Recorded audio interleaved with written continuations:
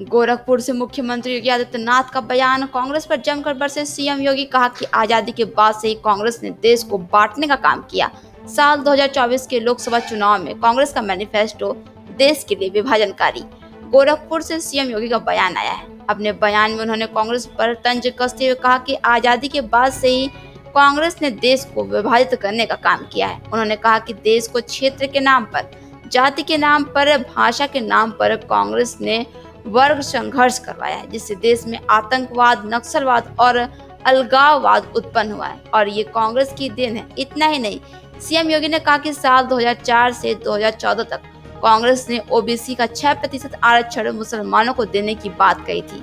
उन्होंने कहा कि एसटी और एससी के आरक्षण पर भी कांग्रेस ने वार किया था, लेकिन विरोध के चलते कांग्रेस की ये पहल की गई योजना पूरी नहीं हो सकी थी।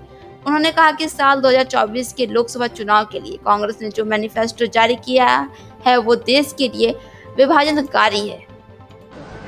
देखिए, उल्टा चोर कोतवाल को डांटे,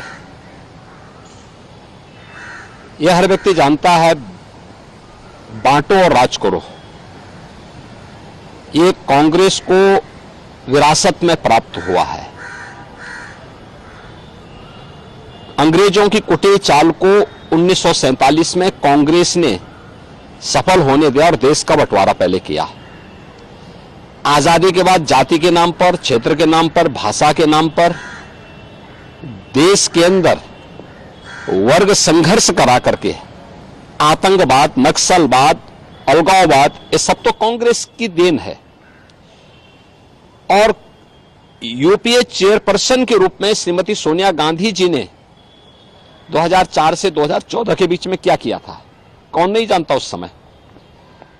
क्या ये सच नहीं कि ओबीसी के आरक्षण पर सेंध लगाने के लिए उस समय जस्टिस रंगनाथ मिश्रा की कमेटी इन्होंने गठित की थी और कमेटी ने संस्तुति की थी कि ओबीसी के आरक्षण में से 6% आरक्षण मुसलमानों को दे दिया जाए। तो भारतीय जनता पार्टी ने उस समय और एनडीए ने उस समय विरोध किया था, इनके मंसूबे पूरे नहीं हो पाए। फिर एससी एसटी के अधिकारों पर भी इन लोगों ने घुसपैठ करने का प्रयास किया था और सच्चर कमेटी की रिपोर्ट में कि मुसलमानों की कुछ जातियों को अनुसूचित जाति में शामिल किया जाए, यह भी कांग्रेस के समय हुआ था। तो कांग्रेस उस समय, एनडीए और बीजेपी ने इसका विरोध किया था, कांग्रेस के मंसूबे पूरे नहीं हो पाए। आज जब 2024 का लोकसभा का सामान्य चुनाव चल रहा है, इस चुनाव में कांग्रेस क्या कर रही है, कांग्रेस का मैनिफेस्टो क्या कहता है?